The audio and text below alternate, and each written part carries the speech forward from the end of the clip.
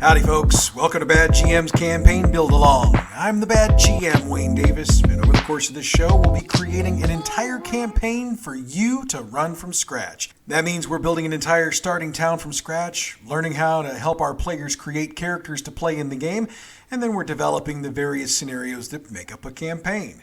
To this point, we've been building a campaign for Deadlands Classic, and that's what we're going to continue to do today. Last week we began by continuing to build our scenario where our characters attempt to rescue a family being held hostage by some nasty dudes. We got them rescued, got them back to Triumph, then laid out some of the background about the person actually responsible for what happened.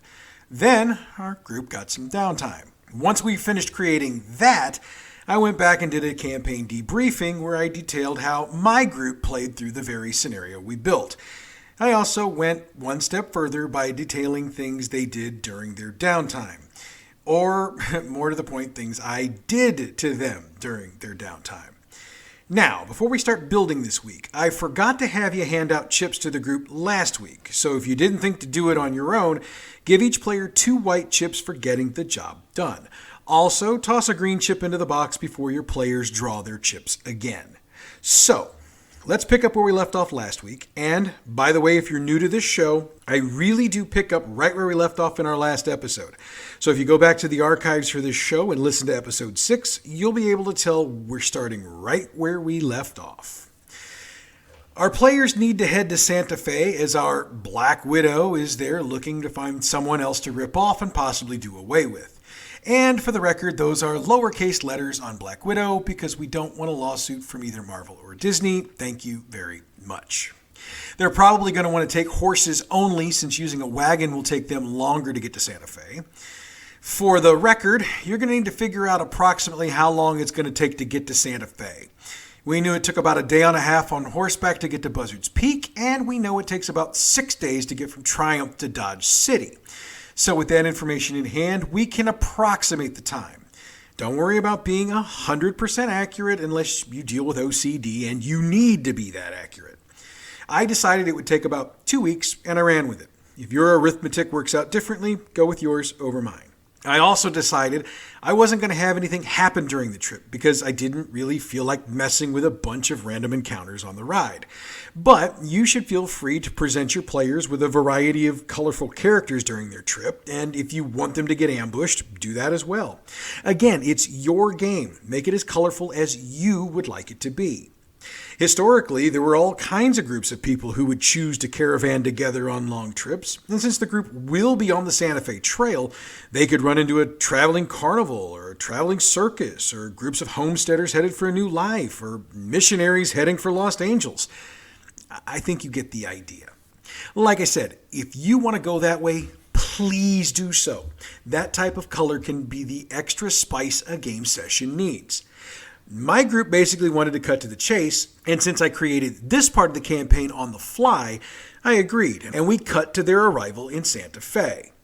Santa Fe is much larger than Triumph, which admittedly doesn't take much, but is also larger than a lot of other towns and cities at the time. I'm probably going to make it out to be a lot larger than it actually was in 1876, but that's okay. As your group gets close enough to Santa Fe to see it, they need to decide what they want to do first. Do they enter town and start questioning folks to see if they've seen the woman? Do they head to taverns and start their canvass that way?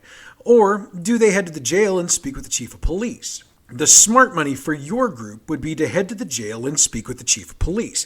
After all, they've got a letter of introduction from a Texas Ranger, and that should go a long way towards helping them out. At the minimum, the chief might have a direction that they could start looking in. So, the plan should be for the group to head straight for the jail in order to meet up with the chief of police.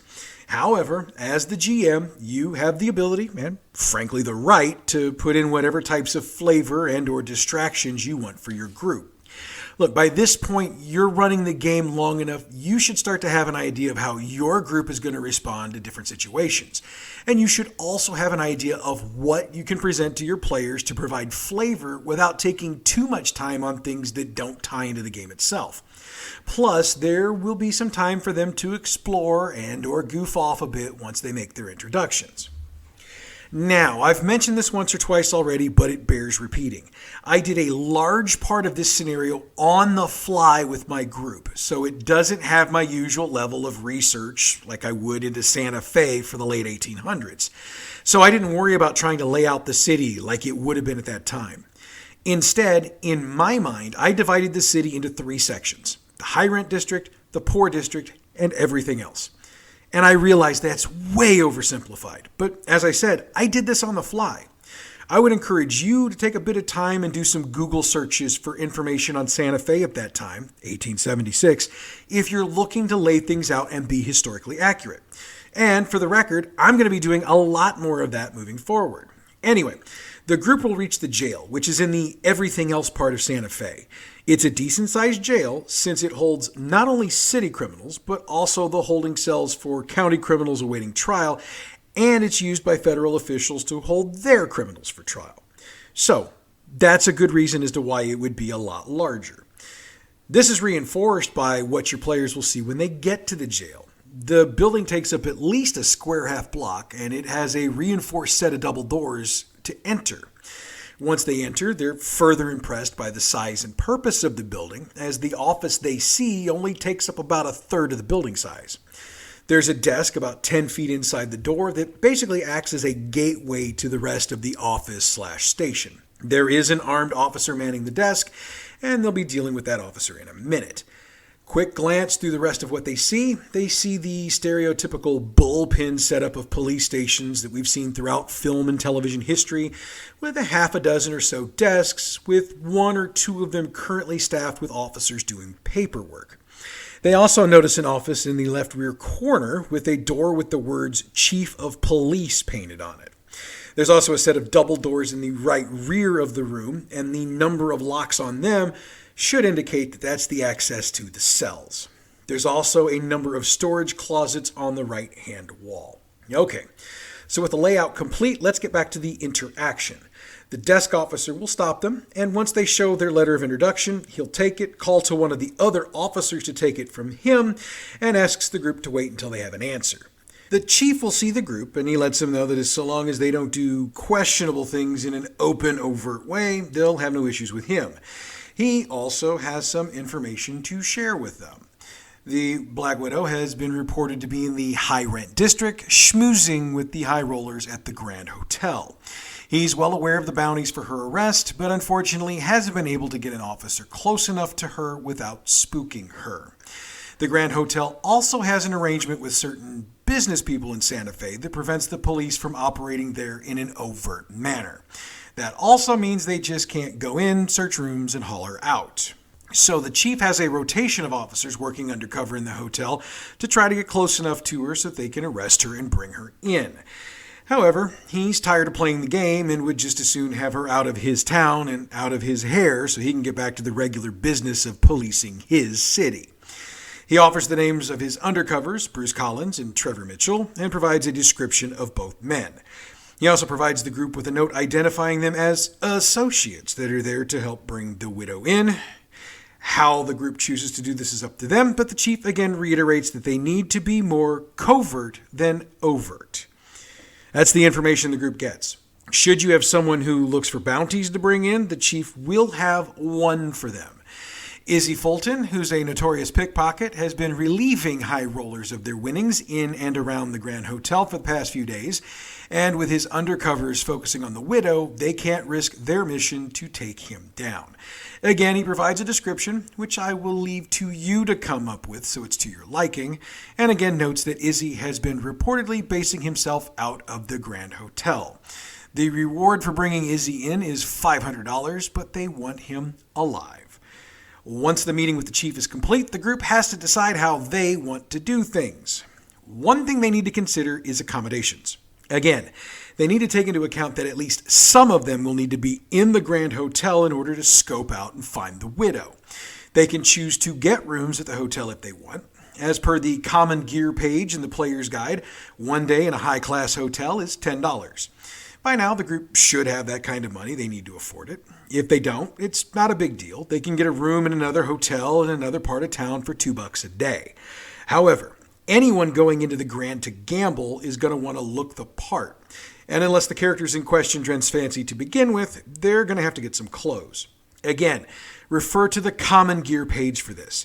I would note that the cost of a suit or fancy dress is listed at $15. For this place, I'd add $5 to that cost. That's because they need to look like they belong in the upper crust. The characters would also be smart enough to know that the real action in a casino or card house takes place at night. So since it's daytime at this point, they should take their time, get their lodging taken care of, get their clothing purchased or cleaned, get a bath and a shave, and be ready to hit the grand once the sun goes down. This is another good spot for more of that flavor I was talking about a minute or so ago. You can have some small jobs they can pick up to make a buck or two if you want, or your gamblers could hit some smaller card tables and make some cash so they've got a stake for later in the night. Before you start up the job, make sure the group is ready to go. Make sure they've considered what their plan of action is going to be and what they're going to do. Take notes. I cannot stress that enough. The group probably won't take notes on this, and if you have notes of what they talked about, you can choose to keep them on course if you want. Or you can let that proverbial train run off the tracks and force them to think on the fly to pick up the pieces and try to save the mission. They also need to consider the fact that if they're going to take weapons in, they're going to need to be as inconspicuous as possible. Basically, that means handguns and knives only. And unless they got derringers, they're going to want to make sure their coats covered their pistols. I mean, if you walk into a place looking like you want to rob the joint, even if you can get in, you're going to have every eye in the place on you. And that guarantees whomever is working the door is going to take their sweet time checking out every single one of your group members before allowing them in. So, once the group has their plan organized, it's time to get in. For the record, anyone who has a room at the Grand will have no issues getting into the casino. The thought is that if they've got the kind of money needed to stay there, they've got the kind of money needed to gamble. So as long as they don't go in loaded for bear, they're going to be fine. It's the folks who aren't staying there that might have an issue. Play it like you want, but my feeling on this is that so long as they mind their proverbial P's and Q's and don't go in all obvious, they'll be fine. The Grand Hotel lives up to its name. The hotel takes up an entire city block, and the first 2 floors hold the casino. This casino has pretty much every type of game and gambling table that would have been available at the time, with faro, poker, blackjack, and other card games, along with roulette wheels and other table games. The upper floor is the ultra high roller level, and we'll get back to that in a minute. The bar runs the entire length of the left side of the room, and there are multiple servers wandering around the floor, taking orders and running drinks to players at the gaming tables, as well as those sitting at other tables that are just chatting, making deals, swapping tales. The group should start their plan now, with anyone who's going to game go on and game, while the others try to find their contact. You can decide which of the undercover officers is in here, but they find him within a few minutes, and so long as they handle things in a covert manner, he'll be happy to see them. He reports he's seen the woman. She's here and wandered upstairs with a gentleman about a half an hour ago. He also notes that Izzy is up there, having headed that way shortly after he came in. The officer notes he's not up there because, quote, I'm apparently not high roller enough for them, end quote. And of course, since he's being covert, he's not flashing a badge. He notes that the second level is a quasi-club, with bouncers guarding the stairs and being exceptionally selective about who they let in. He'll suggest, if they don't think of it themselves, that either winning a large amount of money at one of the tables or offering a sizable bribe should get them up there. Again, the group has to decide how they want to handle things. And if you've got another way you think works, use it. I mean, they could have someone cause a distraction near one of the stairwells to get 1 or 2 of the group up the stairs, but of course that comes with its own built-in issues. But hey, if you've got an idea, go with it. Just go with it. Regardless of how they get up there, they find both Izzy and the widow.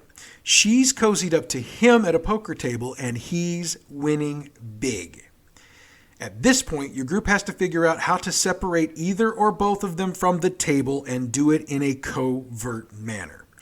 One way to do it would be to have a player or 2 sit at the table and try to bust Izzy. It can be done, especially since Izzy's not the world's best card player and is also rather arrogant. So no matter what template you use, make sure he's not a gambler and make him arrogant. The widow would change from Izzy to the player making the most money, especially if they're being a bit flashy and or showing her the appropriate amount of affection. Again, it's up to you and your group, but once a player gets her separated from Izzy, he runs off like a scalded dog to leave the place, and she'll suggest she and the player take their conversation somewhere more private. We'll get back to Izzy in a minute. Sticking with the widow, she actually doesn't have a room in the Grand. She'll try to convince the player to head off to her room, which is in a hotel in the poorer section of town. She'll say things like she's down on her luck and she's just looking for the right person to help her get back on her feet. Again, I know the stuff's stereotypical, so change it up however you feel it needs to be to work best. For the record, and you are the only one who should know this, it's imperative they find a way to neutralize the woman before she gets the player back to her hotel. If they don't, the player will be jumped by some heavy hitters as soon as they enter, which could lead to serious injury and or death. From a timing perspective, give it 15 to 20 minutes of, I guess, real time if you want to, but I'm thinking more game time. As long as they get it figured out within 20 minutes of game time, they'll be fine. Hey, look, your group's pretty creative. I'm sure they're going to think of something to do within 20 minutes. Okay, so let's get back to good old Izzy for a minute. Unless someone spots him coming down the steps, they'll lose him in a crowd at the entrance to the hotel. However, anyone tailing the player and the widow will pick him back up as he sneaks along the opposite side of the street, and when he feels the time is right, he crosses the street, draws a blade, and approaches the player as if he intends to stab him in the back. Now, this might help the group get them both at the same time. Once they get them, they'll need to deliver them to the jail, and they're going to want to do that quietly. Have them make cognition 10 rolls. That takes into account them checking their surroundings and making sure they're keeping their prisoners as quiet as they can. The jail doors aren't unlocked, but a knock gets an officer to let them in, and the chief is still there. He claims he was on his way out, but he's more than happy to see them there at that point. He'll escort them and their quarry to the cells and locks them up in individual cells. He'll also pay the bounty on Izzy, though he notes that they'll need to meet up with the feds to collect their other bounties. Of course, he does offer to wire them first thing in the morning to check into getting them their money as fast as possible. Once they've dropped off their prisoners, they have the rest of the evening to do what they'd like. If they have the hotel from the widow, they can go check it out. However, by the time they get there, her room is cleared out and there's nobody there. So it sounds like somebody tipped off the thugs. The group can try to investigate, but they're going to come up empty. And besides, they're not going to want to start pushing things with the cops. They're going to want to play it cool since they still don't have all their money. Okay, so this is where we ended the play session with my group that began with last week's stuff. So this is where we're going to end the creator part of today's show. That means we need to shift gears and get into the campaign debriefing and see how my group handled what we just created. So, if you'll remember, the group had a rather interesting evening the night before, and Scott's character was still trying to figure out exactly he'd done because he couldn't remember. As they departed for Santa Fe, he was still asking to make rolls to see what he could remember, and that's where I dropped the memory that he'd cuddled with the young lady, but he couldn't remember anything more. The group chose to move through the trip, so long as I had nothing else for them, and since I was running on the fly and didn't really want to bog down the action, I agreed. So we fast-forwarded to mid-morning and their arrival in Santa Fe. Now, the players immediately wanted to scope things out. They checked with the train stations and as many stagecoaches as they could, giving the description of the widow and seeing if she'd left on anything or had approached any of them about purchasing tickets or a departure in some manner. Needless to say, they came up empty. They made it a point to scan the citizenry as they rode through town, trying to see if the widow would be out and about. But realizing pretty quickly that she would probably be in hiding during the day, they turned their focus on getting to the police station and meeting with the chief. They got to the station, and the encounter went much as I laid it out in the creation part of the show. Jim was the only one who asked about a bounty, and I know that for him I didn't name the target Izzy, but since my notes are still missing, we'll call him Izzy for our purposes. He got the information on the bounty, which in this game didn't have any information on where he was, so Jim knew he was going to have to do some searching for his target.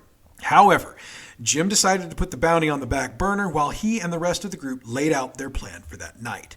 I do need to mention that Aniston was out for the night, so I played his character as more of an NPC. That left Jim, Scott, Gabe, and Max to game plan, and they decided that Scott and Gabe would get rooms at the Grand Hotel, as well as nice clothes and everything else they'd need to fit in.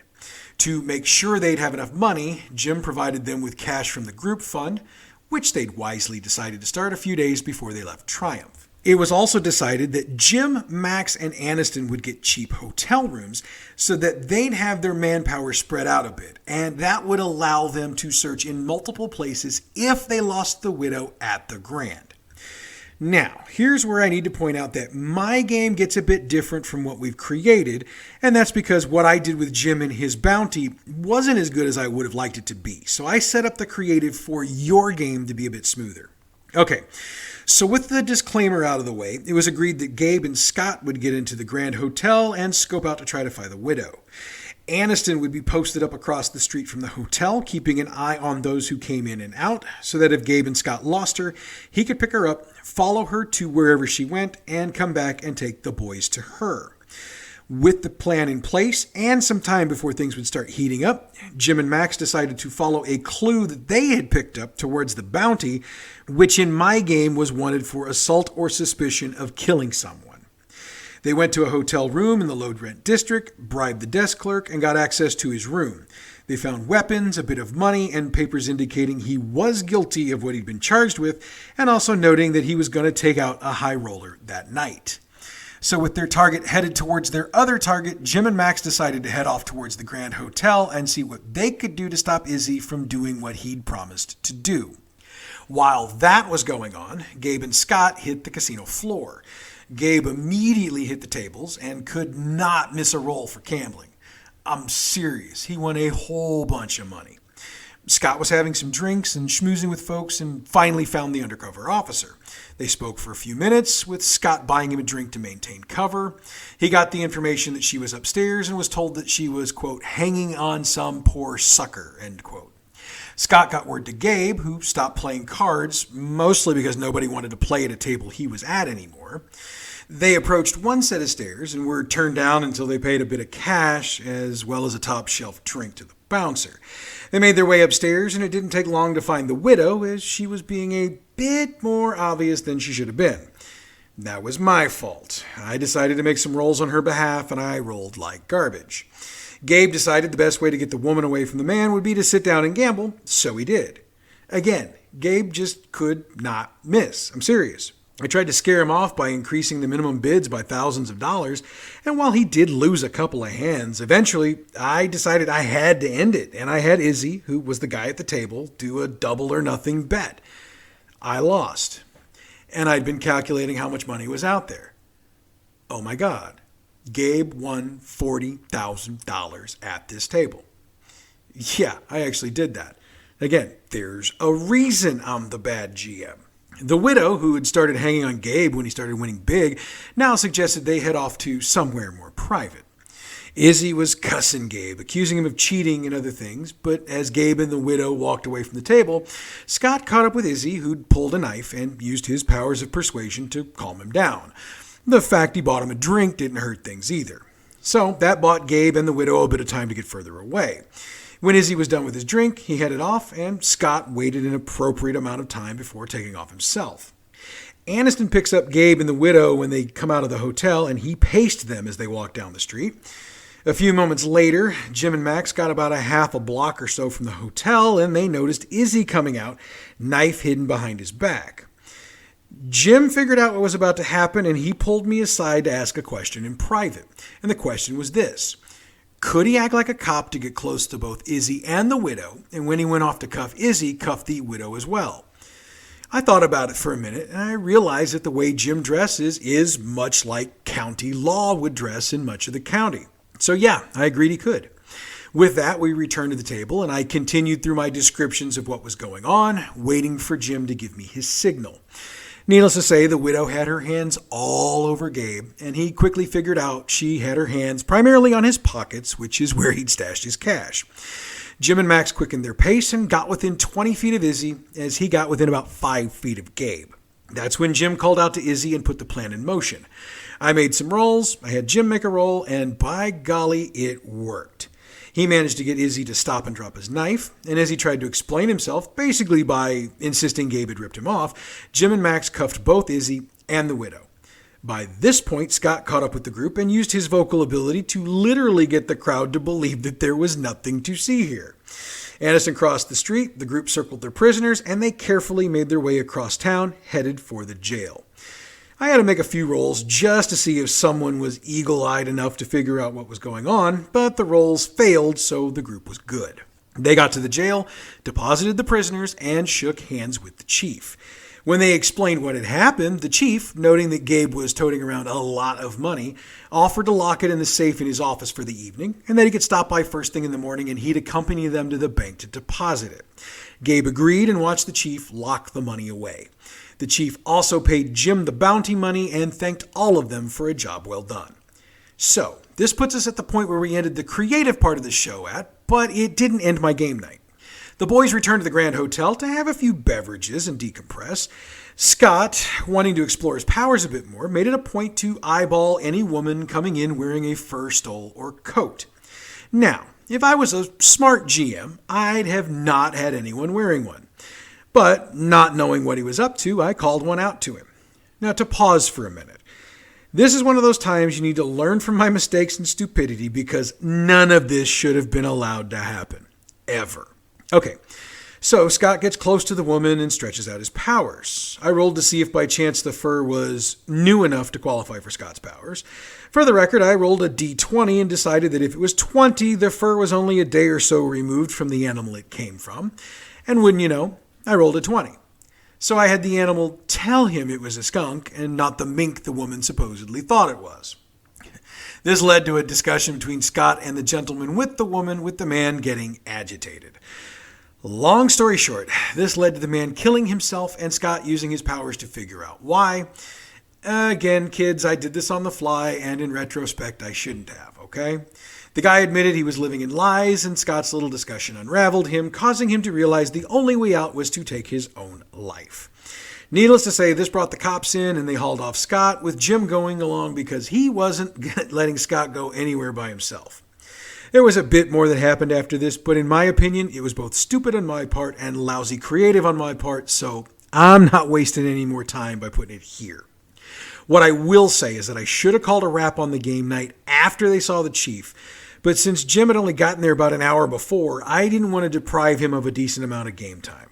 So, that's another note for you. When you're out of material for the night, end the night. That goes double for when you're running on the fly. When you're out of what you consider to be decent material, end the game. See? I told you you'd be learning from my mistakes. And I think we've got a good endpoint for today's show. At this point in our little podcast, I need to give you an idea of where my group is compared to where we are in the creation process. My group plays every other week, and when we did the first game recap, my group had already played 3 sessions. The plan was to stay at least 2 sessions ahead, but then we missed the game 2 weeks ago. So, as of right now, my group is 1 session ahead of the show, and we play tomorrow night, which is Saturday for those of you listening when we drop on Friday morning in the U.S.